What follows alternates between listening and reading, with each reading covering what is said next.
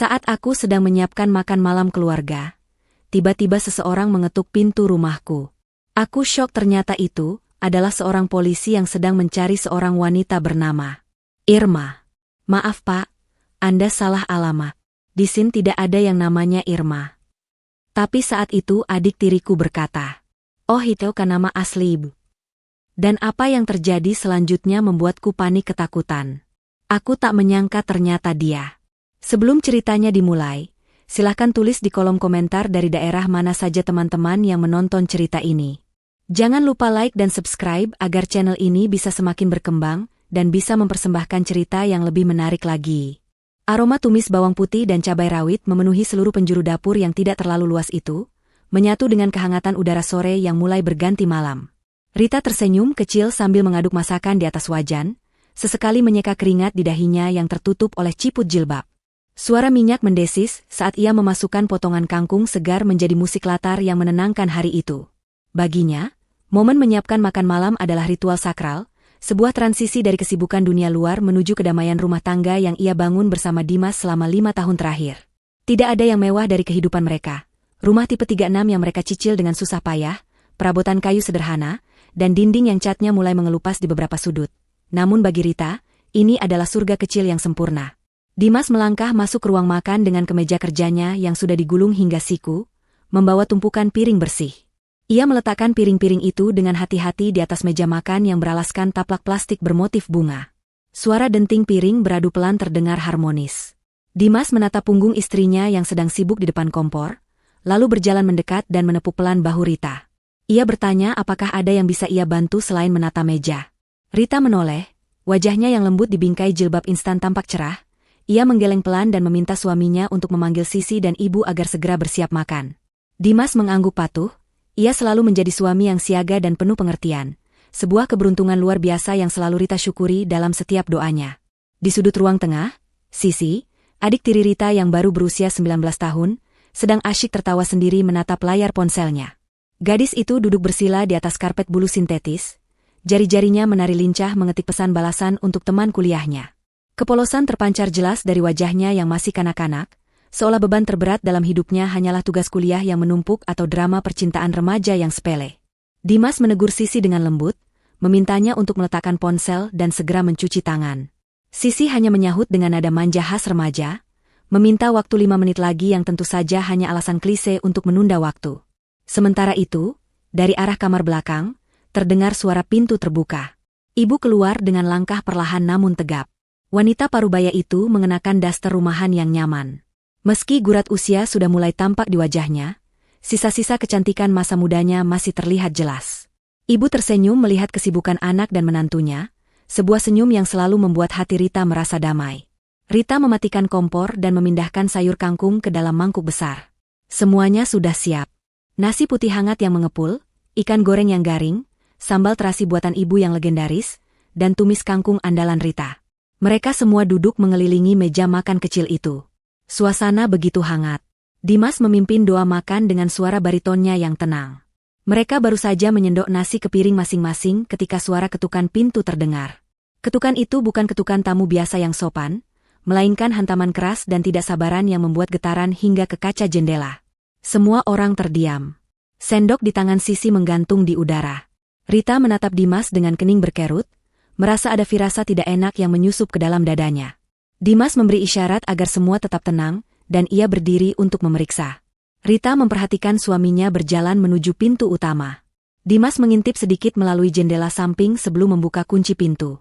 Saat pintu terbuka, sosok seorang pria berseragam polisi berdiri di sana. Tubuhnya tinggi besar, wajahnya keras dengan rahang yang tegas, dan matanya memancarkan aura intimidasi yang membuat bulu kuduk merinding. Namanya Roni. Meski saat itu tidak ada yang tahu siapa dia sebenarnya. Pria itu tidak basa-basi. Tanpa permisi, dia melangkah masuk satu kaki melewati ambang pintu, matanya menyapu seisi ruangan dengan tatapan menyelidik. Dimas mencoba bersikap sopan namun tegas, menanyakan keperluan petugas tersebut datang malam-malam begini. Pria itu mengabaikan pertanyaan Dimas dan langsung bertanya dengan suara berat dan parau, mencari seseorang bernama Irma.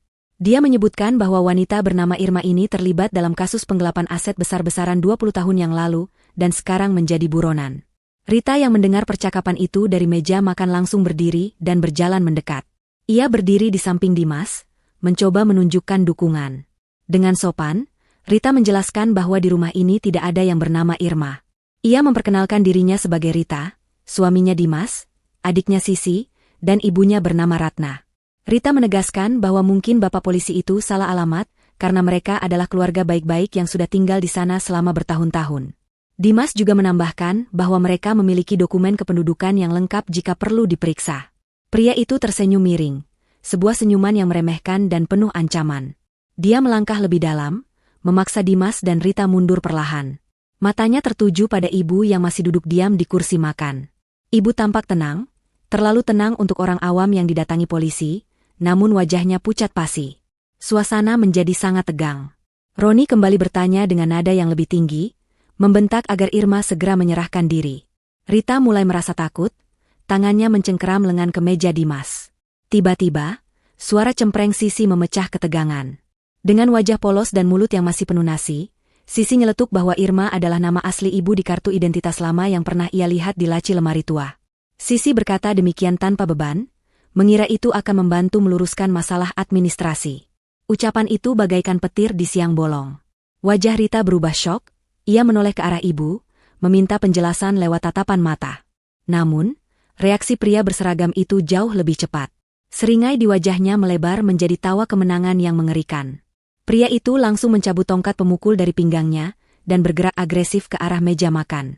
Dimas dengan sigap mencoba menghalangi, berteriak bahwa dia tidak boleh masuk sembarangan tanpa surat perintah.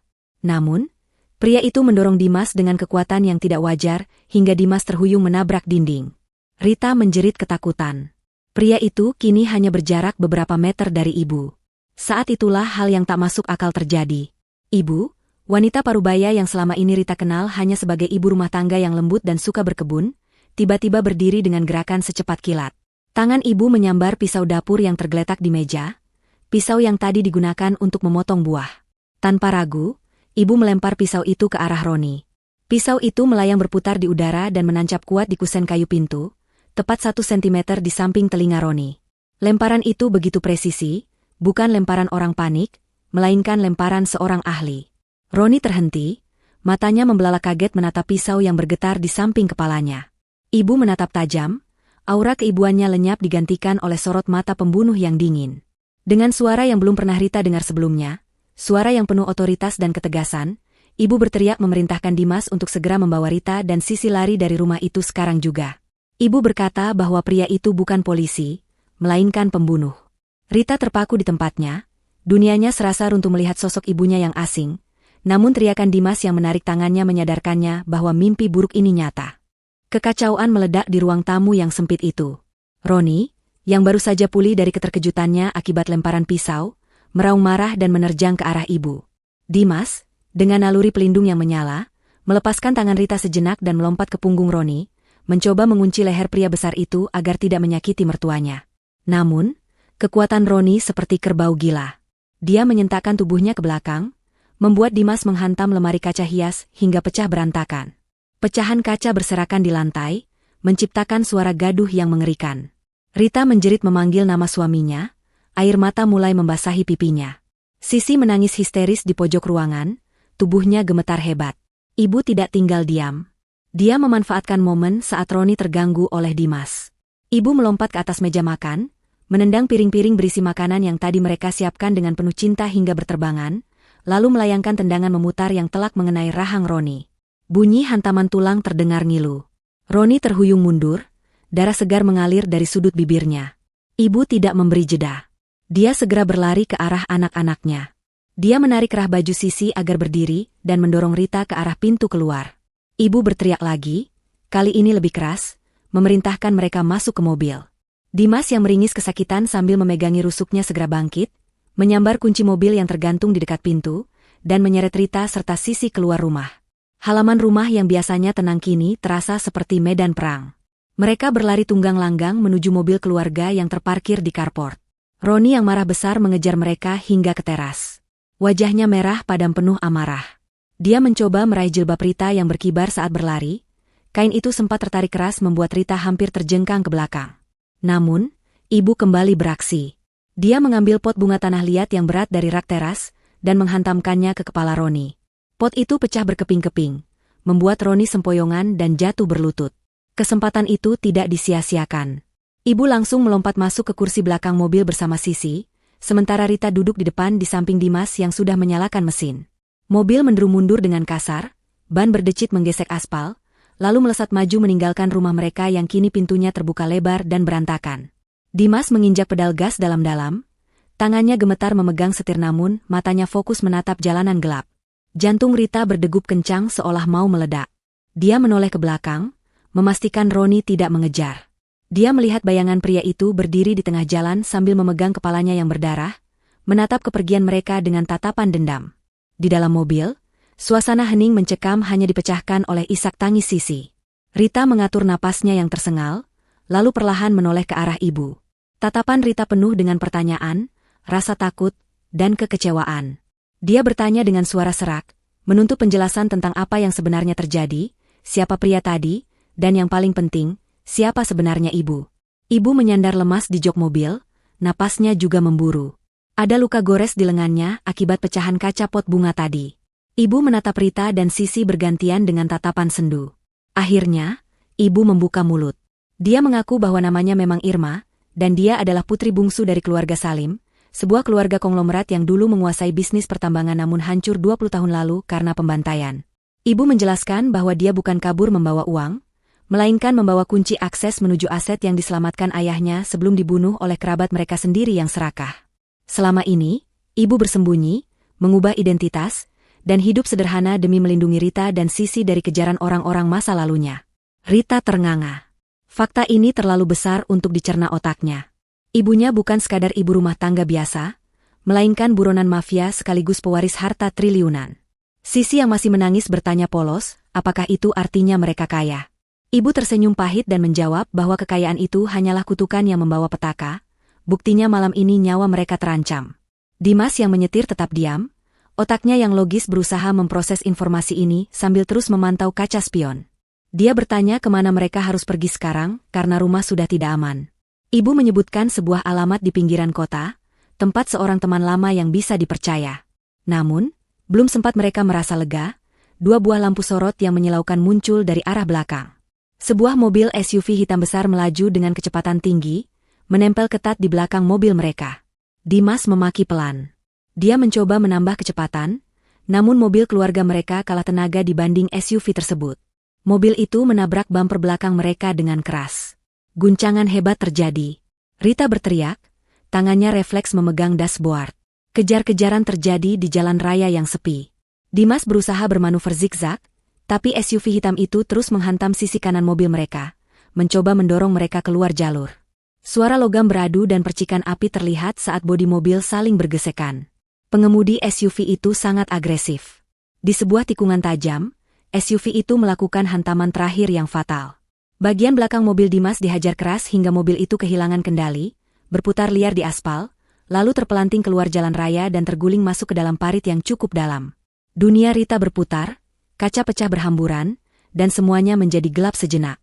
Bau bensin dan asap radiator yang bocor menyengat hidung. Rita membuka matanya perlahan, kepalanya terasa pusing dan ada darah mengalir dari pelipisnya. Dia melihat Dimas terkulai di setir, tidak sadarkan diri namun masih bernapas. Dia menoleh ke belakang, Sisi merintih kesakitan sambil memegangi kakinya. Namun, pintu belakang sebelah kiri sudah terbuka paksa. Ibu tidak ada di sana. Dengan sisa tenaga, Rita mencoba membuka pintu mobil yang penyok. Dia merangkak keluar dengan susah payah. Di bawah sinar bulan yang temaram dan lampu mobil yang masih menyala satu sisi, Rita melihat pemandangan yang membuatnya membeku. Di tepi jalan raya di atas parit, ibu sedang diseret paksa oleh dua orang pria berbadan tegap menuju SUV hitam itu. Salah satu pria itu memiliki tato ular yang melilit di lehernya. Pria bertato itu menoleh ke arah Rita yang tak berdaya di bawah, tersenyum dingin sambil menarik rambut ibu agar masuk ke dalam mobil. Itu adalah Victor, mimpi buruk masa lalu ibu yang kini menjadi nyata. Ibu sempat menoleh, matanya basah, bibirnya bergerak tanpa suara meneriakkan nama Rita sebelum pintu SUV ditutup kasar dan mobil itu melesat pergi meninggalkan mereka yang terluka dan hancur. Data lokasi sudah terkirim ke server pusat yang dikuasai Victor. Layar laptop yang berkedip merah seolah menertawakan ketidaktahuan mereka, mengubah tempat persembunyian yang seharusnya aman itu menjadi titik target di peta digital musuh. Dimas mengumpat pelan, jari jemarinya bergerak cepat di atas papan ketik berusaha memutus sambungan, namun sistem keamanan pada chip itu dirancang terlalu canggih. Itu bukan sekadar alat penyimpan data, melainkan jebakan digital yang dipasang almarhum ayah Rita untuk memancing siapa saja yang mencoba mencuri warisannya tanpa otorisasi biometrik yang sah. Sekarang, Victor tahu persis di mana mereka berada, hingga ke titik koordinat meternya. Pak Teguh segera mematikan lampu utama gudang, membuat ruangan itu gelap gulita, hanya diterangi cahaya layar laptop yang redup.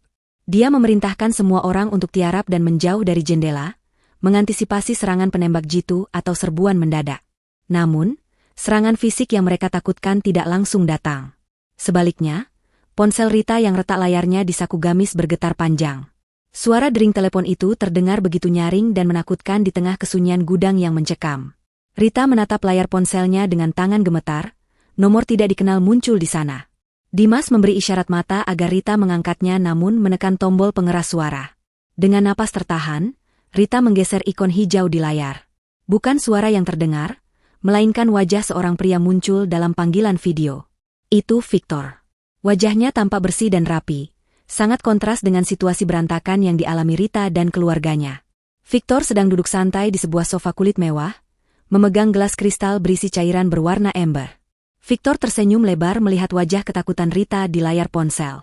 Dia menyapa Rita dengan nada ramah yang dibuat-buat, seolah mereka adalah kerabat lama yang sedang melepas rindu, bukan musuh yang saling memburu.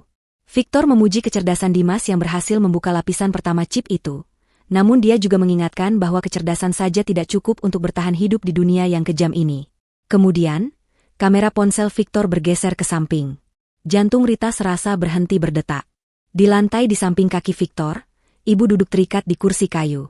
Wajah ibu lebam, sudut bibirnya berdarah, dan jilbabnya sudah terlepas entah kemana. Namun sorot mata ibu masih menyala penuh perlawanan. Ibu menggelengkan kepalanya kuat-kuat saat melihat wajah Rita di layar, mencoba berteriak meski mulutnya disumpal kain, memberi isyarat agar Rita tidak peduli padanya. Air mata Rita tumpah seketika. Dia berteriak memanggil ibunya, tangannya mencengkram ponsel begitu erat hingga buku-buku jarinya memutih. Victor kembali mengarahkan kamera ke wajahnya sendiri. Dia memberikan ultimatum yang sederhana namun mematikan. Dia menginginkan chip itu, dan dia menginginkan Rita. Ternyata, chip itu hanya bisa dibuka sepenuhnya dengan pemindaian retina mata Rita sebagai pewaris sah tunggal. Tanpa mata Rita, data di dalam chip itu hanyalah sampah digital yang tidak berharga. Victor memberi waktu 1 jam. Jika Rita tidak datang menyerahkan diri ke menshahan pribadinya bersama chip itu, dia akan mengirimkan potongan tubuh ibu sebagai hadiah perpisahan. Sambungan telepon terputus ketika, meninggalkan layar hitam yang memantulkan wajah-wajah putus asa di gudang tua itu. Keheningan kembali menyelimuti mereka, namun kali ini rasanya jauh lebih berat. Sisi menangis tanpa suara di pelukan Pak Teguh. Dimas menatap layar laptopnya yang kini sudah mati dengan tatapan kosong, otaknya buntu. Mereka terpojok. Lari sudah tidak mungkin karena lokasi mereka terlacak, dan melawan Victor dengan kekuatan fisik adalah tindakan bunuh diri. Rita menghapus air matanya dengan kasar. Dia berdiri tegak, membetulkan letak jilbabnya yang kusut. Wajahnya yang tadi penuh ketakutan perlahan berubah menjadi dingin dan keras. Dia menatap Dimas dan Pak Teguh bergantian, lalu berkata dengan suara datar bahwa dia akan pergi menemui Victor. Tidak ada pilihan lain, dia tidak bisa membiarkan ibunya mati konyol di tangan monster itu. Dimas hendak memprotes, namun tatapan tajam Rita menghentikan kata-katanya. Ini bukan lagi tentang harta atau warisan, ini tentang seorang anak yang ingin menyelamatkan ibunya. Perdebatan sengit sempat terjadi di antara mereka. Dimas bersikeras bahwa menyerahkan diri sama saja dengan bunuh diri massal. Dia yakin Victor tidak akan melepaskan ibu begitu saja, meskipun Rita sudah menyerahkan akses warisan itu. Penjahat seperti Victor tidak mengenal kehormatan atau janji, dia hanya mengenal keuntungan dan melenyapkan saksi mata. Pak Teguh setuju dengan Dimas. Dia tahu betul sifat Victor sejak dulu. Pria itu adalah ular berbisa yang akan menggigit tangan siapapun yang memberinya makan. Namun Rita tetap pada pendiriannya. Dia tidak peduli jika dia harus mati, asalkan ada kesempatan sekecil apapun untuk menyelamatkan ibu. Ketegangan itu akhirnya mereda ketika Dimas menarik napas panjang dan otaknya yang logis mulai bekerja mencari celah di tengah keputusasaan. Dimas mengajukan sebuah rencana gila. Jika mereka tidak bisa lari dan tidak bisa melawan secara frontal, maka mereka harus bermain dengan cara musuh. Mereka akan memberikan apa yang Victor inginkan, yaitu Rita dan chip tersebut, tapi dengan sebuah kejutan tersembunyi. Dimas kembali menyalakan laptopnya. Dia menjelaskan bahwa meskipun dia tidak bisa mematikan pelacak pada chip itu, dia bisa menanamkan program jahat atau malware di lapisan data yang lebih dalam. Program ini akan bekerja seperti kuda Troya.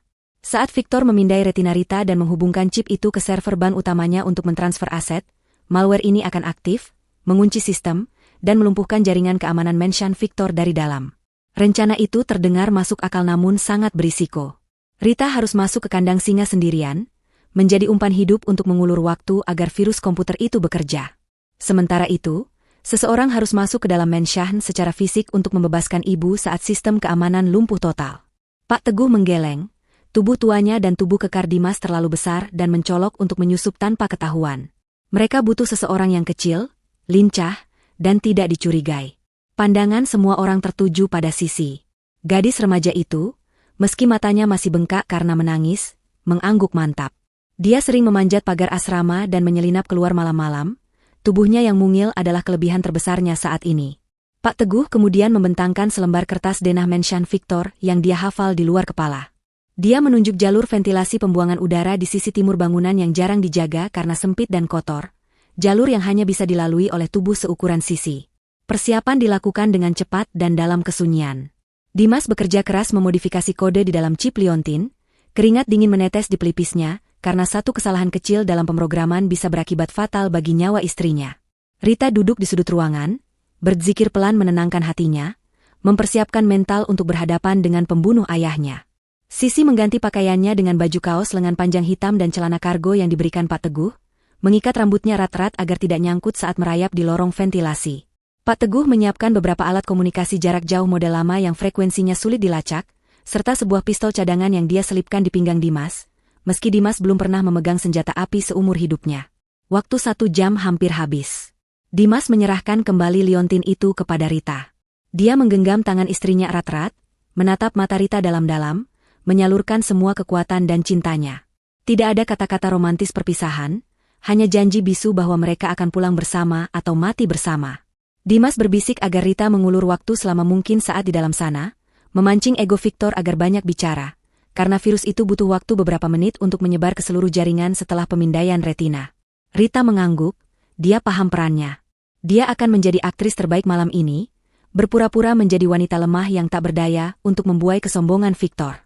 Mereka keluar dari gudang tua itu dengan mobil Pak Teguh. Mereka berhenti beberapa blok dari lokasi Mansion Victor yang megah bak istana raja di atas bukit. Sisi dan Pak Teguh turun lebih dulu di area hutan belakang Mansion untuk mencari jalur ventilasi. Dimas tetap di mobil dengan laptopnya, bersiap menjadi operator serangan siber dari jarak jauh. Rita berjalan kaki sendirian menuju gerbang utama yang menjulang tinggi. Angin malam menerpa wajahnya, mengibarkan ujung jilbabnya. Di bawah sorot lampu CCTV gerbang dan tatapan para penjaga bersenjata laras panjang, Rita mengangkat kedua tangannya tinggi-tinggi.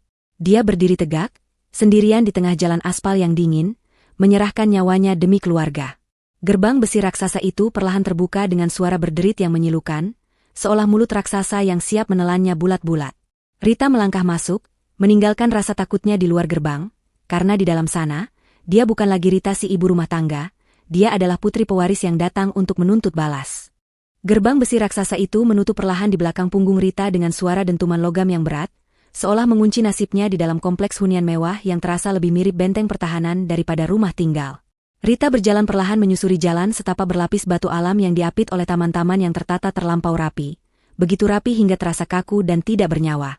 Di sekelilingnya, beberapa pria berbadan tegap dengan setelan jas hitam dan AR-PC di telinga mengawasi setiap gerakannya dengan tatapan elang. Rita menundukkan kepalanya sedikit, merapatkan jilbabnya ke dada, mencoba menyembunyikan detak jantungnya yang berpacu liar. Dia harus memainkan perannya dengan sempurna, yaitu sebagai seorang ibu rumah tangga biasa yang ketakutan, lemah, dan tidak tahu apa-apa tentang dunia kekerasan ini. Semakin Victor meremehkannya, semakin besar peluang rencana Dimas untuk berhasil. Udara malam yang dingin menusuk hingga ke tulang, namun keringat dingin tetap membasahi punggung Rita. Dia memanjatkan doa-doa pendek dalam hati, memohon kekuatan agar kakinya tidak goyah saat berhadapan dengan iblis yang telah menghancurkan masa lalu ibunya. Di ujung jalan setapak, pintu utama Mansion yang terbuat dari kayu jati ukiran setinggi 4 meter terbuka lebar. Rita digiring masuk ke dalam ruang tamu yang kemewahannya menyilaukan mata. Lampu gantung kristal raksasa menggantung di langit-langit yang tinggi, memantulkan cahaya ke lantai marmer yang begitu mengkilap hingga Rita bisa melihat bayangan wajahnya sendiri yang pucat di sana. Lukisan-lukisan abstrak berukuran besar tergantung di dinding, dan patung-patung perunggu menghiasi setiap sudut ruangan. Namun, di balik kemewahan itu, atmosfer ruangan terasa dingin dan mencekam. Tidak ada kehangatan rumah di sini, hanya pameran kekayaan hasil curian yang hampa. Di tengah ruangan, duduk di sebuah sofa kulit berwarna merah darah, Victor menanti dengan senyum yang tidak sampai ke matanya. Dia memutar-mutar gelas berisi cairan berwarna keemasan di tangannya, menikmati momen kemenangan yang dia yakini sudah di depan mata. Victor berdiri perlahan saat Rita mendekat, gerakannya santai namun memancarkan aura dominasi yang kuat. Dia menatap Rita dari ujung kepala hingga ujung kaki dengan tatapan menilai, seolah Rita adalah barang dagangan yang sedang dia inspeksi kualitasnya.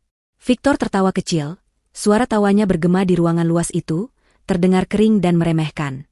Dia berkomentar dengan nada sinis betapa ironisnya pewaris tunggal kerajaan bisnis Salim yang legendaris ternyata hanyalah seorang wanita berpenampilan sederhana yang lebih cocok berada di dapur daripada di ruang rapat direksi. Victor mengejek pilihan hidup Rita, mengejek pakaiannya yang tertutup, dan mengejek kenaifannya yang mau datang menyerahkan diri ke tempat ini. Rita hanya diam, membiarkan Victor memuntahkan segala kesombongannya. Dia tahu bahwa orang yang sombong biasanya lengah, dan itulah celah yang sedang dia tunggu. Rita dengan suara bergetar yang dibuat-buat bertanya di mana ibunya berada, memohon agar Victor tidak menyakiti wanita tua itu. Sementara itu, jauh di luar tembok tinggi mansion, di dalam sebuah mobil van hitam yang diparkir tersembunyi di balik rimbunnya pepohonan hutan kota, Dimas sedang bertarung dengan waktu. Cahaya layar laptop menyinari wajahnya yang tegang dan penuh keringat. Jari jemarinya menari dengan kecepatan luar biasa di atas papan ketik, memasukkan baris demi baris kode rumit untuk menembus firewall keamanan mansion Victor yang berlapis-lapis. Di telinganya, terpasang headset yang terhubung dengan alat penyadap suara yang disembunyikan Rita di balik bros jilbabnya. Dimas bisa mendengar setiap kata penghinaan yang dilontarkan Victor kepada istrinya, dan hatinya mendidih karena amarah. Dia ingin sekali mendobrak masuk dan menghajar pria itu, namun akal sehatnya menahan emosi tersebut. Dia harus tetap tenang. Misi utamanya sekarang adalah mematikan sensor gerak di lorong ventilasi sektor timur, agar Sisi bisa lewat tanpa memicu alarm. Di sisi lain bangunan, Sisi sedang merangkak dalam kegelapan lorong ventilasi yang sempit dan pengap. Udara di dalam sana berbau debu tebal dan kotoran tikus, membuat napasnya sesak. Ruang geraknya sangat terbatas. Dia harus merayap dengan siku dan lutut, menahan rasa sakit saat kulitnya bergesekan dengan permukaan logam yang kasar. Ketakutan Sisi bukan main, dia hanyalah gadis remaja yang biasa tidur di kasur empuk, bukan agen rahasia. Setiap suara berisik sedikit saja membuatnya berhenti bernapas, takut ada penjaga yang mendengar dari bawah. Namun, bayangan wajah ibu yang lebam dan ketakutan memberi kekuatan pada kaki-kakinya yang gemetar untuk terus maju. Sisi menghafal denah yang diberikan Pak Teguh, menghitung setiap belokan, memastikan dia menuju ke arah ruang brankas utama tempat ibu disekap. Kembali ke ruang tamu, Victor memberi isyarat kepada anak buahnya untuk membawa Rita ke ruang bawah tanah. Mereka berjalan melewati lorong panjang yang dindingnya dilapisi panel kayu mahal. Victor berjalan di depan sambil terus bercerita. Sebuah monolog narsistik tentang bagaimana dia merasa diperlakukan tidak adil oleh keluarga besar Salim di masa lalu. Dia merasa lebih pintar, lebih ambisius, dan lebih pantas memimpin perusahaan daripada ayah Rita yang menurutnya terlalu lembek dan berhati manusiawi. Victor membenarkan semua tindakannya, termasuk pembunuhan dan penculikan, sebagai langkah logis untuk mengambil apa yang seharusnya menjadi haknya. Rita mendengarkan dengan muak, namun dia tetap menunduk, menyimpan dendamnya dalam diam. Mereka akhirnya tiba di depan sebuah pintu baja tebal yang terlihat seperti pintu ban. Victor menempelkan telapak tangannya pada panel pemindai, dan pintu itu mendesis terbuka, memperlihatkan ruangan luas yang penuh dengan server komputer dan sebuah brankas besar di tengahnya. Di sudut ruangan itu, terikat di sebuah kursi besi, ibu duduk terkulai. Kondisinya jauh lebih buruk daripada yang terlihat di layar ponsel tadi. Wajahnya bengkak, darah kering menempel di daster yang dipakainya, dan napasnya terdengar berat. Rita menjerit tertahan dan hendak berlari memeluk ibunya, namun seorang penjaga menahan lengannya dengan kasar. Victor tertawa melihat drama keluarga itu. Dia berjalan mendekati ibu, menjambak rambutnya agar wajah ibu mendongak menatap Rita. Victor berkata bahwa reuni keluarga bisa dilakukan nanti di neraka, tapi sekarang dia butuh transaksi bisnis ini selesai. Dia menarik Rita mendekat ke sebuah konsol komputer canggih yang terhubung dengan brankas utama. Di layar monitor, logo Bank Swiss berkedip-kedip meminta otorisasi biometrik tingkat tinggi. Dimas di dalam van mendengarkan suara desisan pintu baja itu lewat penyadap. Dia tahu Rita sudah sampai di lokasi target. Jantungnya berpacu semakin cepat. Dia melihat indikator di layar laptopnya, menunjukkan bahwa Sisi sudah berada tepat di atas ventilasi ruangan server itu. Semuanya sudah pada posisinya. Dimas memberi kode lewat ketukan jari pada mikrofon yang terhubung ke earpiece kecil di telinga Sisi yang tertutup rambut, memberi tanda untuk bersiap. Sekarang, nasib mereka semua bergantung pada seberapa cepat virus yang dia tanamkan bisa melumpuhkan sistem keamanan Victor, sebelum Victor menyadari ada yang tidak beres. Victor menyerahkan liontin kalung yang sudah dia rampas sebelumnya kepada teknisi komputernya untuk dicolokkan ke port utama. Kemudian dia memaksa Rita duduk di kursi di depan alat pemindai retina. Moncong pistol Victor menempel dingin di pelipis Rita. Dia berbisik dengan nada mengancam, memerintahkan Rita untuk tidak mencoba macam-macam, hanya buka mata lebar-lebar dan biarkan mesin itu bekerja. Rita menelan ludah, tenggorokannya terasa kering seperti gurun pasir. Dia menatap layar hitam alat pemindai itu, melihat pantulan matanya sendiri yang ketakutan. Dia berdoa dalam hati, berharap Dimas benar-benar tahu apa yang dia lakukan. Alat pemindai mulai mengeluarkan sinar merah yang menyapu bola mata Rita. Suara mesin berdengung pelan, memproses data biometrik yang unik itu. Di layar besar di dinding, baris status pemindaian bergerak dari 0% menuju 100%.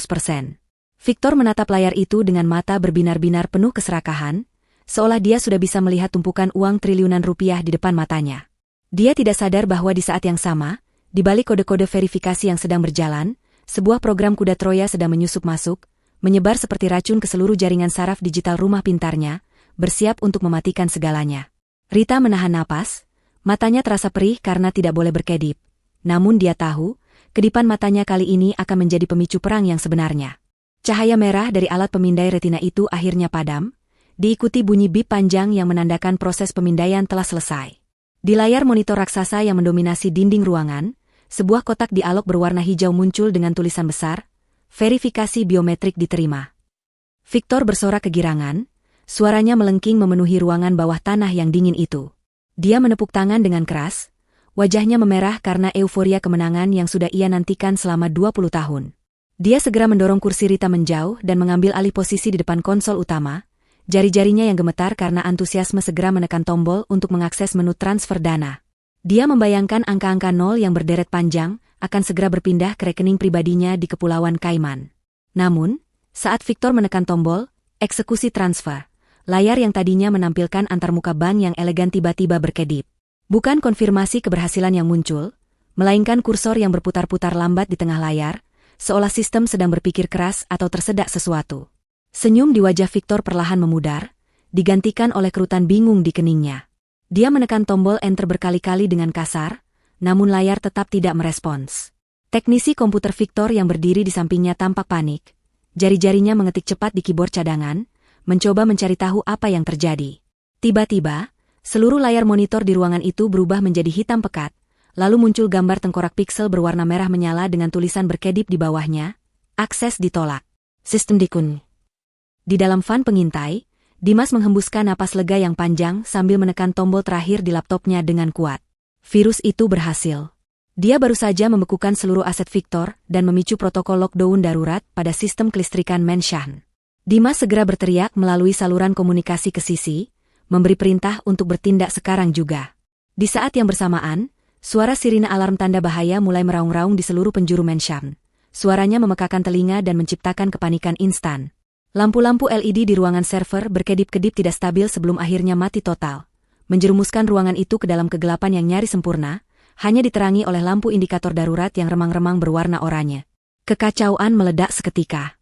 Para penjaga Victor yang tadinya berdiri tegak dan angkuh kini berteriak-teriak satu sama lain, kebingungan karena alat komunikasi mereka juga mengalami gangguan statis yang parah.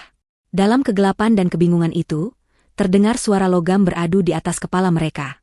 Kisi-kisi ventilasi udara di langit-langit ruangan server tendang dengan kuat dari dalam.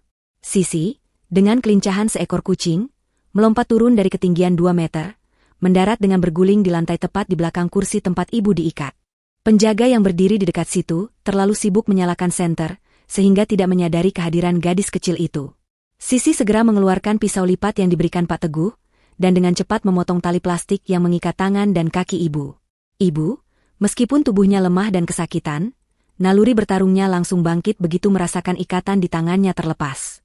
Dia berbisik pada Sisi untuk tetap berlindung di belakang server, Lalu ibu mengambil pecahan kursi kayu yang ada di dekatnya sebagai senjata darurat. Sementara itu, di dekat konsol utama, Victor berteriak murka seperti orang gila. Dia menyadari bahwa dia telah ditipu. Dalam kemarahannya yang memuncak, dia mencabut pistol dari pinggangnya dan menembak sembarangan ke arah tempat Rita tadi duduk. Suara letusan senjata api menggema mengerikan di ruang tertutup itu, diikuti percikan api saat peluru menghantam logam server. Tapi Rita sudah tidak ada di sana.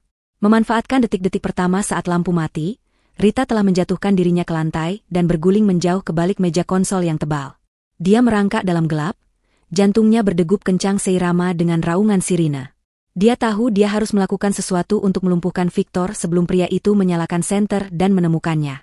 Dengan keberanian yang entah datang dari mana, Rita meraba lantai dan menemukan sebuah tabung pemadam api ringan yang tergeletak di sudut. Dia mencengkeram tabung besi itu erat-erat. Saat seberkas cahaya senter dari arah Victor menyapu tempat persembunyiannya, Rita melompat berdiri. Tanpa ragu sedikitpun, Rita mengayunkan tabung pemadam api itu sekuat tenaga ke arah bayangan tubuh Victor. Hantaman keras terdengar saat tabung besi itu bertemu dengan lengan Victor yang memegang pistol. Victor menjerit kesakitan, pistolnya terlempar jauh ke kegelapan. Rita tidak berhenti, dia menyemprotkan isi tabung pemadam api itu tepat ke wajah Victor. Kabut putih Ko-2 menyembur deras, membutakan pandangan Victor dan membuatnya terbatuk-batuk hebat karena sesak napas. Pria yang tadinya begitu sombong dan berkuasa itu kini terhuyung-huyung mundur, melambaikan tangannya secara acak berusaha menghalau serangan yang tak terduga itu. "Lari, Bu, Sisi!" teriak Rita di tengah kekacauan, suaranya serak menembus kebisingan alarm. Ibu dan Sisi muncul dari balik kegelapan. Ibu, dengan sisa tenaganya, memukul tengkuk seorang penjaga yang mencoba menghalangi jalan mereka dengan potongan kayu, membuat penjaga itu pingsan seketika. Mereka bertiga berlari menuju pintu baja yang untungnya sistem kuncinya otomatis terbuka saat listrik mati, karena protokol keamanan kebakaran. Namun, lorong di luar sana juga penuh dengan anak buah Victor yang sedang berlarian panik mencoba memahami situasi. Rita memimpin di depan, masih memegang tabung pemadam api sebagai senjata. Di luar Menshan, Pak Teguh sudah tidak sabar menunggu di dalam mobil van. Melihat situasi di dalam sudah chaos total sesuai rencana, dia memutuskan untuk masuk membantu evakuasi. Dia menyalakan mesin van, menginjak gas dalam-dalam, dan menabrakkan mobil itu ke pintu garasi samping Menshan yang terhubung dengan akses ruang bawah tanah. Suara dentuman keras terdengar saat van menembus pintu kayu garasi, menciptakan jalur keluar baru yang penuh debu dan puing. Dimas melompat keluar dari kursi penumpang van, membawa tongkat baseball besi di tangannya. Dia tidak peduli lagi dengan bahaya, naluri seorang suami dan ayah membuatnya nekat menerobos masuk ke dalam neraka yang sedang terbakar itu untuk menjemput keluarganya. Kembali ke dalam, Victor yang matanya merah dan perih berusaha memulihkan diri. Dia mengambil walkie-talkie cadangan dan berteriak dengan suara serak penuh dendam kepada seluruh pasukannya. "Tutup semua pintu keluar. Jangan biarkan mereka lolos hidup-hidup.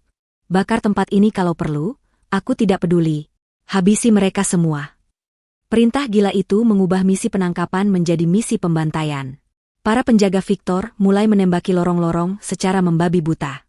Rita, Ibu, dan Sisi terpaksa berlindung di balik pilar beton di koridor utama. Peluru mendesing di atas kepala mereka, merontokkan plester dinding dan menebarkan debu putih di udara. Mereka terkepung, terjebak di antara pasukan bersenjata di depan dan seorang psikopat gila di belakang. Situasi tanpa harapan sampai tiba-tiba terdengar suara klakson mobil yang panjang dari arah ujung lorong garasi. Cahaya lampu depan van Pak Teguh menembus kegelapan koridor yang berasap. Dimas terlihat berlari mendekat, mengayunkan tongkat besinya untuk memukul tangan seorang penjaga yang hendak membidik Rita. "Lewat sini, cepat!" teriak Dimas. Melihat suaminya datang menerjang bahaya demi mereka, air mata Rita menetes, bukan karena takut, tapi karena haru. Mereka berlari sekencang mungkin menuju van, sementara api mulai menjalar di karpet lorong akibat korsleting listrik yang dipicu oleh virus komputer Dimas. Menshat megah itu mulai berubah menjadi oven raksasa, dan pertempuran untuk bertahan hidup baru saja memasuki babak yang paling mematikan. Harapan untuk melarikan diri dengan mudah melalui garasi bawah tanah, seketika musnah ketika pintu besi tebal yang menjadi satu-satunya akses keluar perlahan turun menutup. Victor, yang memantau dari ruang kendali di lantai atas, telah mengaktifkan sistem penguncian total secara manual sebelum virus komputer Dimas melumpuhkan segalanya sepenuhnya. Suara beradu logam yang keras menggema saat pintu garasi menghantam lantai beton, memisahkan mereka dari kebebasan. Dimas memukul setir mobil van dengan frustrasi, menyadari bahwa jalan keluar mereka kini tertutup rapat. Di sekitar mereka, Asap hitam mulai mengepul tebal, bukan hanya dari lorong yang terbakar, tetapi juga dari sistem ventilasi yang tampaknya sengaja dialiri asap untuk mematikan pernapasan siapapun yang terjebak di dalam. Suhu udara meningkat drastis dalam hitungan detik, mengubah lantai dasar menshan itu menjadi oven raksasa yang siap memanggang mereka hidup-hidup. Pak Teguh, dengan pengalaman militernya yang matang, segera mengambil alih komando di tengah kepanikan itu. Dia berteriak mengatasi suara sirine yang memekakan telinga, memerintahkan semua orang untuk keluar dari mobil van, karena kendaraan itu bisa meledak kapan saja akibat panas yang meningkat. Satu-satunya jalan keluar yang tersisa adalah ke atas, menuju atap gedung, di mana Pak Teguh tahu biasanya terdapat landasan helikopter darurat untuk evakuasi pemilik rumah. Mereka harus mendaki menembus api dan asap untuk mencapai puncak, sebuah pilihan yang nekat namun tidak ada alternatif lain. Dimas segera turun, menggenggam erat tongkat pemukul besinya, sementara tangannya yang lain menarik lengan Rita. Wajah Rita tertutup jelaga, jilbabnya yang panjang sebagian robek tersangkut pilar tadi, namun matanya memancarkan tekad yang kuat untuk bertahan hidup. Mereka mulai berlari menaiki tangga darurat di sisi utara garasi, namun perjalanan mereka tidak mulus. Di ujung tangga lantai 1, sekelompok penjaga bayaran Victor yang tersisa sudah menunggu dengan senjata terhunus. Tanpa basa-basi, baku hantam terjadi. Kali ini tidak ada lagi negosiasi. Dimas maju paling depan, mengayunkan tongkat besinya dengan membabi buta, menghantam lengan seorang penjaga yang hendak menodongkan senjata ke arah sisi. Bunyi tulang patah terdengar mengerikan. Dimas, yang seumur hidupnya hanya berkutat dengan papan ketik komputer, kini berubah menjadi pelindung yang buas demi istri dan keluarganya. Di belakangnya, ibu yang kondisinya paling lemah ternyata masih memiliki sisa tenaga yang mematikan. Saat seorang penjaga mencoba menyergap dari samping, ibu melakukan gerakan memutar, menggunakan berat tubuh lawan untuk membantingnya keras ke lantai marmer hingga pingsan. Rita tidak tinggal diam. Dia melihat sisi terpojok oleh seorang pria besar di dekat vas bunga raksasa. Tanpa mempedulikan keselamatannya sendiri, Rita berlari dan menabrakkan tubuhnya ke pria itu, mendorongnya hingga kehilangan keseimbangan. Sisi yang cerdik memanfaatkan momen itu untuk menyemprotkan sisa gas air mata yang dia temukan di sabuk salah satu penjaga yang tumbang. Pria itu meraung kesakitan sambil memegangi matanya. Mereka bekerja sama sebagai satu unit keluarga yang solid, saling melengkapi kekurangan satu sama lain. Pak Teguh bertindak sebagai penyapu ranjau di belakang, memastikan tidak ada musuh yang mengejar mereka dari bawah, sambil sesekali melepaskan tembakan peringatan dengan pistol rampasan untuk menjaga jarak. Mereka berhasil mencapai lantai 2, namun api sudah menjalar lebih cepat dari dugaan. Karpet tebal dan gorden-gorden mahal yang menghiasi lorong lantai 2 kini telah berubah menjadi lidah api yang menjilat-jilat langit-langit. Panasnya begitu menyengat hingga kulit terasa perih. Asap hitam pekat membuat jarak pandang hanya tersisa 1 meter. Rita terbatuk-batuk hebat, matanya berair karena pedih. Dia merobek sedikit kain gamisnya, membasahinya dengan air mineral yang sempat dibawa Dimas, lalu memberikannya pada ibu dan Sisi untuk menutupi hidung. Mereka harus merangkak di lantai untuk mendapatkan sedikit oksigen yang tersisa. Di tengah gemuruh api yang melahap bangunan megah itu, terdengar suara tawa Victor yang menggema melalui sistem pengeras suara yang masih berfungsi sebagian, mengejek usaha mereka yang sia-sia dan mengatakan bahwa mereka akan menjadi abu bersama rahasia masa lalunya. Di ujung lorong lantai 2, tangga utama menuju lantai 3 dan atap sudah runtuh sebagian dilahap api. Kayu-kayu penyangga yang terbakar berjatuhan menghalangi jalan. Dimas menatap nanar ke arah reruntuhan itu. Jalan buntu. Namun Rita melihat sesuatu. Di balik kobaran api di sisi kiri, ada sebuah jendela kaca besar yang mengarah ke balkon luar. Dari balkon itu, ada tangga besi spiral kecil yang biasa digunakan oleh petugas kebersihan untuk naik ke atap. Masalahnya, area di depan jendela itu sudah menjadi lautan api. Mereka harus melompati kobaran api itu untuk bisa sampai ke sana. Dimas menatap Rita, lalu menatap ibu dan Sisi. Tidak ada waktu untuk ragu. Dimas mengambil sebuah permadani tebal yang belum terbakar sepenuhnya, melemparkannya ke atas lidah api untuk membuat jembatan darurat sementara. Lari. Sekarang, teriak Dimas. Sisi berlari lebih dulu, tubuh kecilnya melesat cepat dan berhasil mencapai jendela. Dia memecahkan kaca jendela dengan kursi. Ibu menyusul dengan dipapah Pak Teguh. Saat giliran Rita dan Dimas, lantai di bawah mereka berderak hebat. Struktur bangunan mulai gagal menahan beban panas. Tepat saat Rita melompat, lantai kayu di belakangnya ambruk ke bawah, menciptakan lubang menganga yang langsung terhubung ke neraka api di lantai 1. Rita sempat terpeleset, kakinya menggantung di bibir lubang. Dimas dengan sigap menyambar tangan istrinya, menahan beban tubuh Rita dengan sekuat tenaga sementara api menjilat-jilat ujung pakaian Rita. Dengan teriakan panjang, Dimas menarik Rita ke atas, mendekapnya erat sejenak, lalu mendorongnya ke arah jendela di mana angin malam yang dingin namun segar menanti mereka. Mereka berhasil keluar dari gedung utama, namun pertarungan belum selesai. Atap gedung menanti di atas, dan di sana, sang iblis sedang menunggu. Angin malam di atap gedung terasa sangat kencang, menampar-nampar wajah mereka yang penuh keringat dan jelaga. Langit di atas mansion itu berwarna merah jingga, memantulkan cahaya dari kebakaran hebat yang sedang melahap bangunan di bawah kaki mereka. Suara gemuruh api terdengar seperti raungan binatang buas yang kelaparan, bercampur dengan suara sirine pemadam kebakaran yang mulai terdengar mendekat dari kejauhan. Namun, bantuan itu masih terlalu jauh.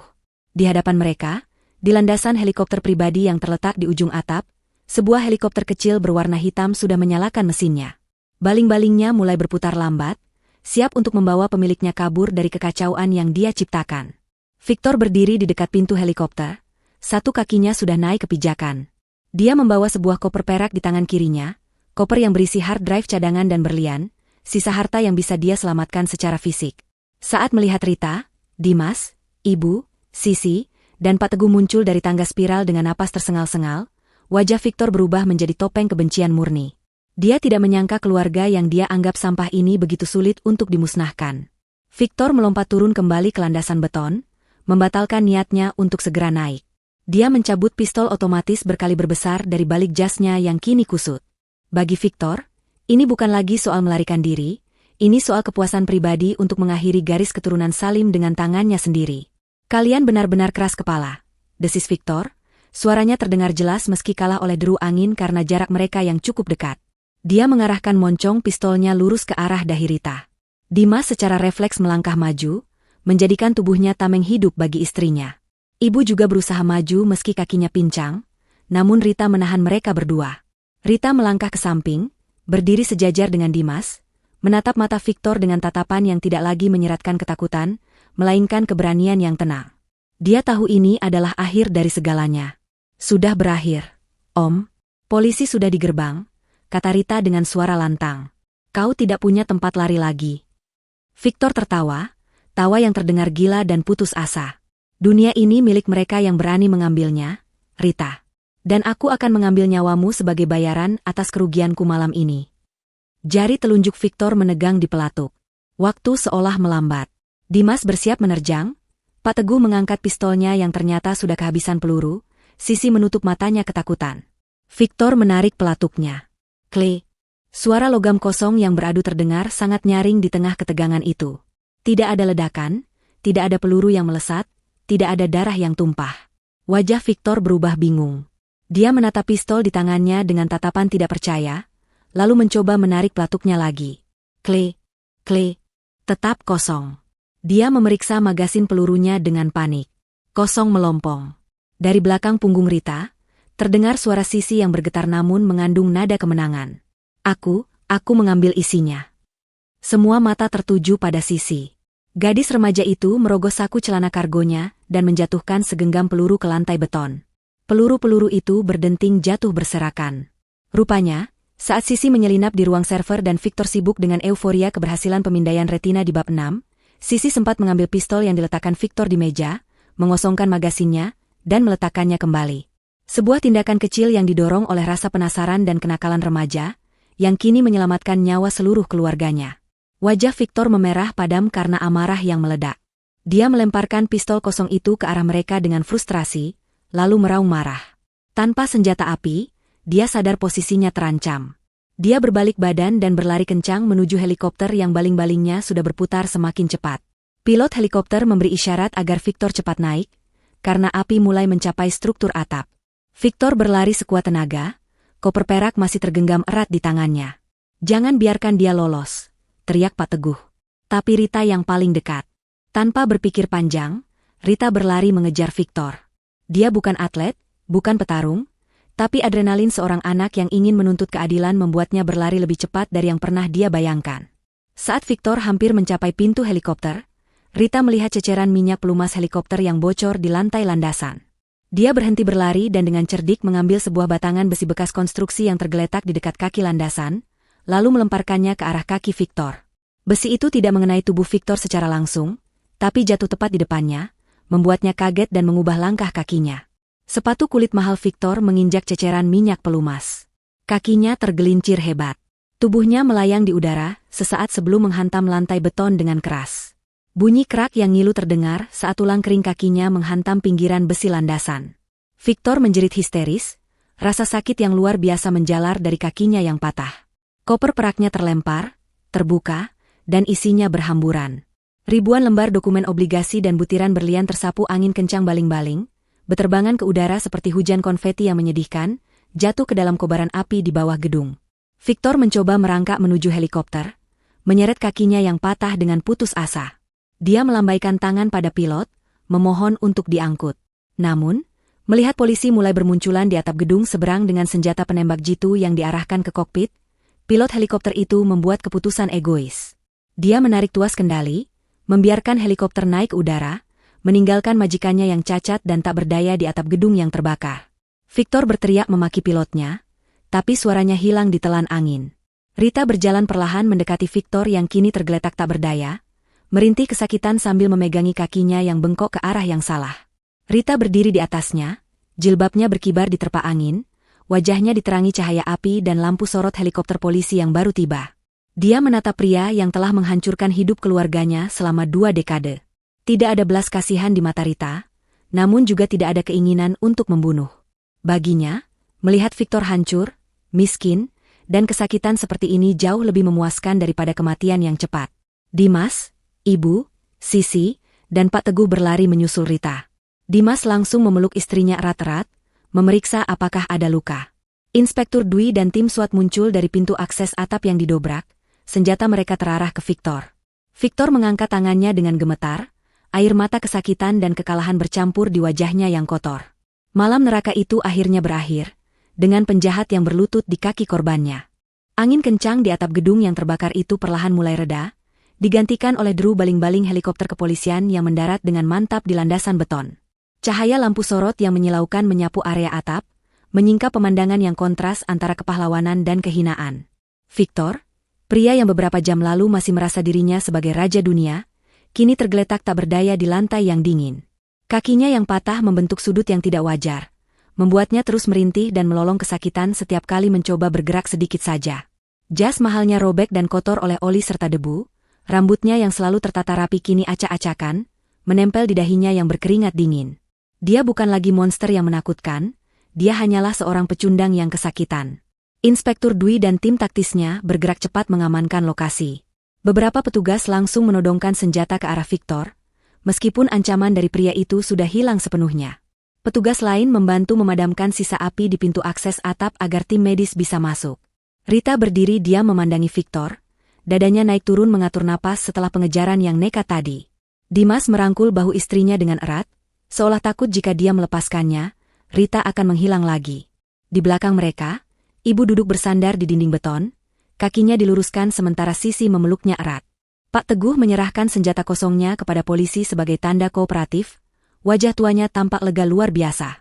Saat petugas medis mulai memasang bidai pada kaki Victor, pria itu berteriak histeris, bukan hanya karena sakit fisik, tapi karena realitas kehancurannya mulai merasuk. Dia menatap Rita dengan mata merah penuh kebencian dan keputusasaan. Dengan suara parau, dia mulai meracau tentang aset-asetnya, tentang rekening bank di luar negeri, dan tentang pengacara-pengacara mahal yang akan membebaskannya. Dia bersumpah akan membeli hukum dan menghancurkan keluarga Rita segera setelah dia keluar dari sana. Namun, Dimas melangkah maju dengan tenang. Dia mengeluarkan ponsel pintarnya yang layarnya retak, menunjukkan sebuah notifikasi dari aplikasi pelacak keuangan yang terhubung dengan sistem virus yang dia tanam. Dimas berjongkok di dekat Victor, memperlihatkan layar ponsel itu tepat di depan wajah sang antagonis. Dengan nada datar tanpa emosi, Dimas menjelaskan bahwa virus Trojan yang dia masukkan bukan hanya membekukan aset, tetapi juga memicu protokol transparansi otomatis ke server Interpol dan otoritas pajak internasional. Semua data penggelapan, pencucian uang, dan aliran dana ilegal yang disembunyikan Victor selama 20 tahun kini sedang diunduh secara terbuka oleh pihak berwenang di 5 negara berbeda. Dalam hitungan menit, seluruh kekayaan Victor yang dibangun di atas darah keluarga Salim telah dibekukan dan disita oleh negara.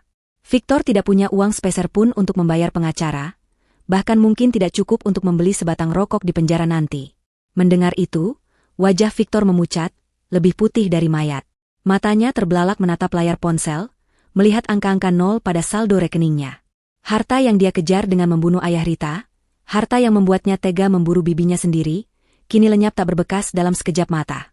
Tangis Victor pecah, bukan tangis penyesalan, melainkan tangis seorang anak kecil yang mainannya direbut paksa. Dia meraung-raung memanggil nama iblis, memaki nasib, dan akhirnya terdiam dalam isak tangis yang menyedihkan saat polisi memborgol kedua tangannya ke belakang. Pemandangan itu begitu menyedihkan hingga Rita merasa muak melihatnya. Tidak ada kepuasan sadis di hati Rita, hanya rasa lega bahwa racun yang selama ini menggerogoti sejarah keluarganya akhirnya telah dibuang. Proses evakuasi berjalan lancar. Ibu ditandu oleh tim medis dengan hati-hati menuruni tangga darurat sisi selatan yang masih utuh. Rita, Dimas, dan Sisi berjalan beriringan di belakang. Di bawah gedung, puluhan mobil polisi dan pemadam kebakaran memenuhi halaman Mansion yang kini sebagian besar sudah hangus. Kerumunan wartawan sudah berkumpul di luar gerbang. Lampu kilat kamera mereka berkedip-kedip seperti kunang-kunang gila.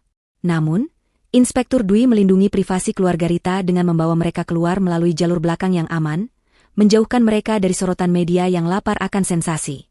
Di dalam ambulans yang membawa mereka ke rumah sakit untuk pemeriksaan, Rita menggenggam tangan ibu yang terbaring lemah. Ibu tersenyum tipis, matanya yang lelah menatap langit-langit mobil. Dia berbisik meminta maaf kepada Rita dan Sisi, karena telah menyeret mereka ke dalam kegelapan masa lalunya. Rita menggeleng, menghapus noda jelaga di pipi ibunya dengan ujung jilbabnya. Dia berkata bahwa tidak ada yang perlu dimaafkan, karena malam ini mereka telah membuktikan bahwa ikatan keluarga mereka jauh lebih kuat daripada warisan atau ancaman apapun. Sisi yang duduk di pojok tertidur pulas di bahu Pak Teguh karena kelelahan, tangan kecilnya masih menggenggam erat ujung baju kakaknya. Sebelum pintu ambulans ditutup, Inspektur Dwi sempat menghampiri mereka. Dia menyerahkan sebuah kantong plastik barang bukti berisi sebuah kotak logam kecil yang ditemukan di saku jas Victor, satu-satunya benda yang tidak ikut terbakar atau terbang tertiup angin. Inspektur Dwi berkata bahwa berdasarkan keterangan Victor di sela-sela racauannya, kotak ini diambil dari brankas utama sebelum api membesar. Kotak itu terkunci rapat dan tampaknya sangat penting bagi ayah Rita dulu. Rita menerima kotak itu dengan tangan gemetar. Dia tidak merasakannya sebagai beban, melainkan sebagai kepingan terakhir dari puzzle hidupnya yang hilang. Malam panjang yang penuh darah dan api itu akhirnya usai, digantikan oleh fajar yang mulai menyingsing di ufuk timur, membawa harapan akan hari baru yang benar-benar bersih. 6 bulan telah berlalu sejak malam neraka di Mansion Victor. Musim hujan telah berganti menjadi musim kemarau yang hangat. Di sebuah perumahan pinggiran kota yang tenang dan asri, kehidupan baru sedang berdenyut di sebuah rumah bercat krem yang sederhana namun nyaman. Tidak ada pagar listrik tinggi atau penjaga bersenjata di sana, hanya deretan pot bunga melati yang harum dan sebuah ayunan kayu di teras depan. Ini adalah rumah yang dibeli Rita dan Dimas, bukan dengan uang warisan haram, melainkan dengan uang tabungan mereka dan sedikit bantuan kompensasi legal dari negara atas kasus yang menimpa mereka. Sebagian besar aset keluarga Salim yang berhasil diselamatkan telah didonasikan oleh Rita untuk membangun yayasan pendidikan dan panti asuhan, membersihkan nama ayahnya dari noda keserakahan masa lalu. Sore itu, aroma masakan kembali memenuhi dapur, mengingatkan pada adegan di bab pertama, namun dengan nuansa yang jauh berbeda. Tidak ada lagi ketegangan atau rasa was-was. Rita sedang berdiri di depan kompor, mengenakan daster rumahan yang nyaman dan jilbab instan yang rapi. Dia sedang memasak sup ayam jahe kesukaan ibu. Suara pisau beradu dengan talenan terdengar berirama saat Dimas membantu memotong wortel dan kentang di meja island kecil di sampingnya. Luka-luka fisik mereka sudah sembuh total. Meski bekas luka samar masih terlihat di lengan Dimas sebagai tanda mata keberaniannya, sebuah tanda yang justru membuat Rita semakin mencintai suaminya itu. Di ruang tengah, Sisi sedang duduk di karpet sambil memangku laptop barunya, mengerjakan skripsi dengan wajah serius yang sesekali diselingi gerutuan lucu. Dia tidak lagi menjadi gadis remaja yang manja dan hanya tahu main ponsel. Pengalaman 6 bulan lalu telah mendewasakannya. Kini dia mengambil jurusan hukum, bertekad untuk menjadi pengacara yang membela orang-orang lemah, agar tidak ada lagi yang menjadi korban ketidakadilan seperti keluarganya. Ibu duduk di sofa empuk sambil merajut shawl wol, wajahnya terlihat jauh lebih segar dan muda. Beban rahasia yang dia pikul selama 20 tahun telah terangkat sepenuhnya, mengembalikan senyum tulus yang dulu sempat hilang. Pak Teguh, yang kini sudah pensiun total dari dunia pengawalan, sering berkunjung untuk sekadar minum kopi dan bermain catur dengan Dimas di beranda belakang. Setelah sup matang, Rita mematikan kompor dan menyajikannya dalam mangkuk besar. Uap panas mengepul membawa aroma sedap yang menggugah selera. Dia membawa mangkuk itu ke meja makan. Saat itulah, matanya tertuju pada sebuah kotak logam kecil yang dipajang di atas bufet ruang makan. Itu adalah kotak yang diselamatkan dari brankas Victor. Selama 6 bulan, Rita belum berani membukanya, merasa belum siap. Namun hari ini, rasanya berbeda. Dia merasa sudah waktunya berdamai sepenuhnya dengan masa lalu. Dimas yang melihat tatapan istrinya mengangguk pelan, memberi dukungan tanpa kata. Rita mengambil kotak itu dan meletakkannya di meja makan.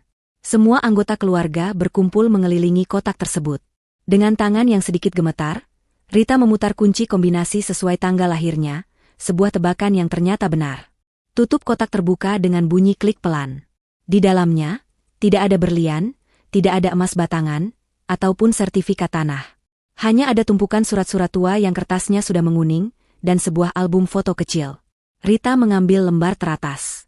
Itu adalah surat tulisan tangan ayahnya, tertanggal sehari sebelum kematiannya.